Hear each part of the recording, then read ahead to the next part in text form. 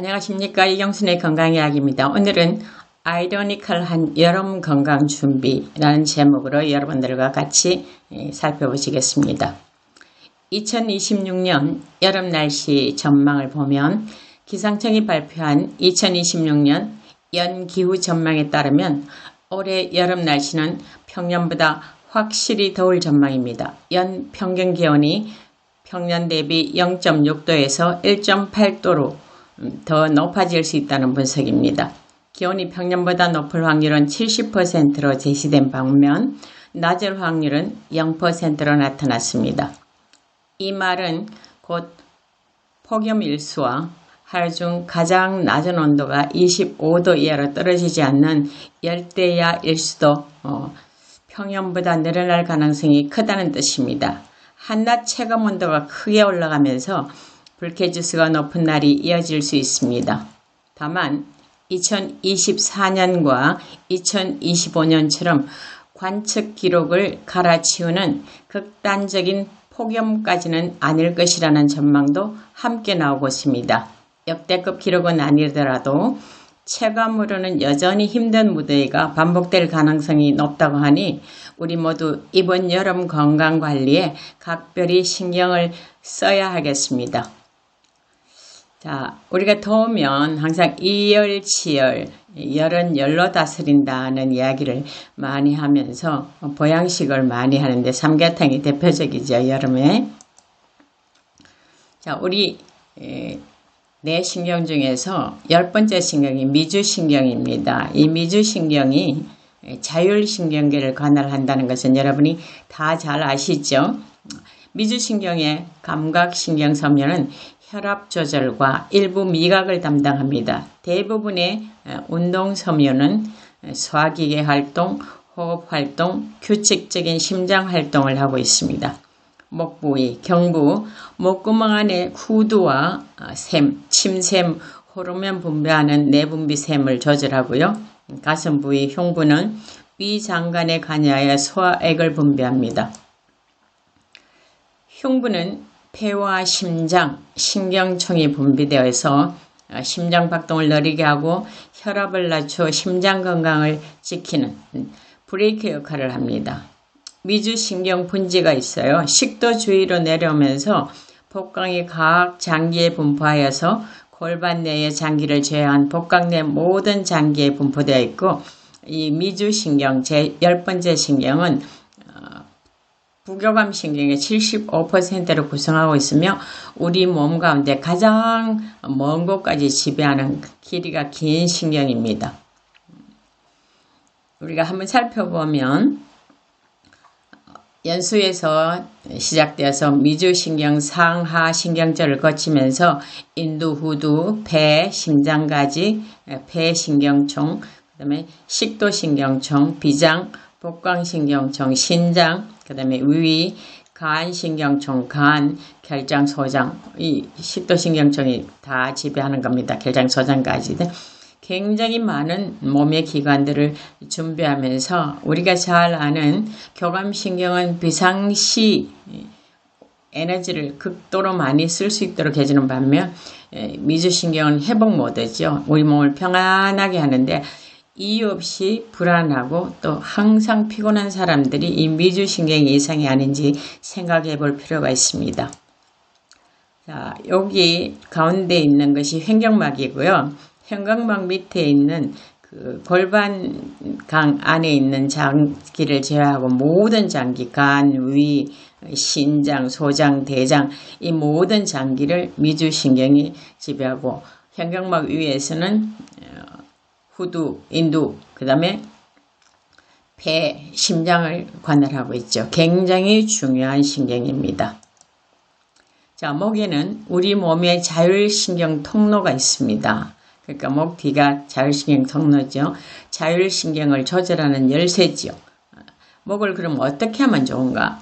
매일 온스프를 하면 굉장히 좋습니다. 더운데요. 예. 더 그렇게 하시면 좋습니다. 특별히 우리가 여름에 에어컨 때문에 감기 걸리는 사람 많잖아요. 그때 목이 아픈데 목에다가 냉스프, 얼음찜질을 딱 하고 나면 금방 감기 증상이 없어집니다. 그 다음에 머플러로 목 감싸야 되는데 이건 우리가 사계절 다 목이 따뜻해야 돼. 이 부분들은 다 따뜻해야 됩니다. 지금 말하는 목, 가슴, 배 세 부분요. 사계절 내내 명심하는데 겨울에는 추우니까 목을 잘 감싸지만 여름에는 감싸는 일이 별로 없고 특별히 에어컨을 많이 틀기 때문에 목을 감싸기 위해서는 머플러 얇은 걸 가지고 다녀서 감싸는 게 굉장히 좋습니다. 이때요. 보너스로 눈과 귀도 온수포 찜질하면 만점입니다. 여러분 한번 해보시면 굉장히 좋습니다. 눈과 귀는 위지신경이 관할하는 영역이 아니지만 뇌신경이 관할하는데 굉장히 좋은 효과를 볼 수 있기 때문에 이것도 굉장히 추천합니다. 그 다음에 가슴이요. 폐, 심장, 명치. 우리 명치는 그렇게 중요하다고 생각하지 않죠. 근데 자율신경이 얽혀있는 핵심 부위예요. 그래서 이 가슴 부위를 따뜻하게 하는 부분, 뭐 온찜질을 해도 좋겠지만 가장 쉬운 방법은 심호흡을 하는 거예요. 심호흡 하는 법은 제가 여러 번 가르쳐 드렸으니까 한번 찾아서 참고하시고요. 코로 들으시고 입으로 2배 이상 길게 내뱉는 즉 횡격막이 움직이는 복식 호흡을 하면 이 가슴이 따뜻해집니다. 그 다음에 또 하나 명심할 것은 폐점막을 촉촉하게 적시기 위해서 따뜻한 물을 충분히 마셔야 됩니다. 왜냐하면 우리 교감신경, 부교감신경, 즉 자율신경은 남성은 30대부터 급격히 기능이 떨어지기 시작하고요. 여성은 40대부터입니다. 그래서 우리가 보조로 도우는 일을 많이 해야 건강을 지탱할 수 있을 거예요. 자, 호흡을 한번 보시면 횡격막 호흡근이 아닌 혈액 펌프다. 횡격막은 호흡근도 되지만 혈액 펌프도 된다 그 말이에요. 흡깃이 심장으로 혈액을 쭉 끌어올리는 강력한 펌프다. 그 다음에 림프도 이렇게 움직이게 해준다 그 말이죠. 그래서 심장이 횡격막 위에 있잖아요. 그래서 우리 숨을 쉬면 심장도 같이 따라 움직이죠. 그 다음에 대정맥, 숨을 들이쉴 때 대정맥에 피를 쭉 올려갖고 심장으로 피를 많이 보낸다는 거예요. 그 다음에 내쉴 때는 말초로 뭘 한다. 림프에까지 정맥까지 이렇게 다 순환을 돕는 굉장한 호흡이기 때문에 여러분이 반드시 유념하시고 심호흡을 하셔야 되겠습니다. 그 다음에 배에는 위, 소장, 대장, 간 이렇게 많이 있죠. 배를 따뜻하게 한다는 것은 뭐 다 아는 거죠. 우리가 어릴 때 배가 아프다 그러면 할머니 손은 약손, 누구 배는 똥배 하면 배를 이렇게 마사지 해주셨잖아요. 배를 따뜻하게 하는 겁니다. 그래서 우리가 항상 이 배가 찬지 따뜻한지 자주 좀 만져보시는데 배를 마사지하는 좋은 방법은 아침 화장실 가셨을 때 아니면 소변 보일 때도 마찬가지예요. 항상 배를 이렇게 어디에서 어디 쪽으로 시계 방향 쪽으로 마사지하는 거.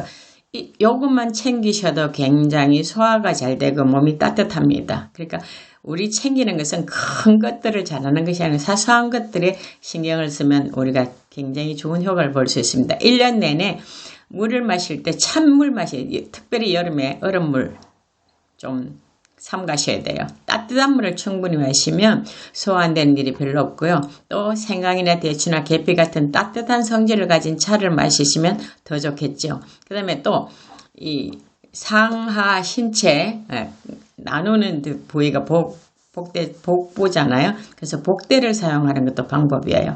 그 다음 콩이나 팥을 넣은 주머니를 전자레인지에 데워서 잠잘 때 배 위에 얹고 자도 좋습니다. 배는 따뜻하면 정말 좋습니다. 아무리 더워도 아이스크림이나 찬물 등을 피하시면 좋고요.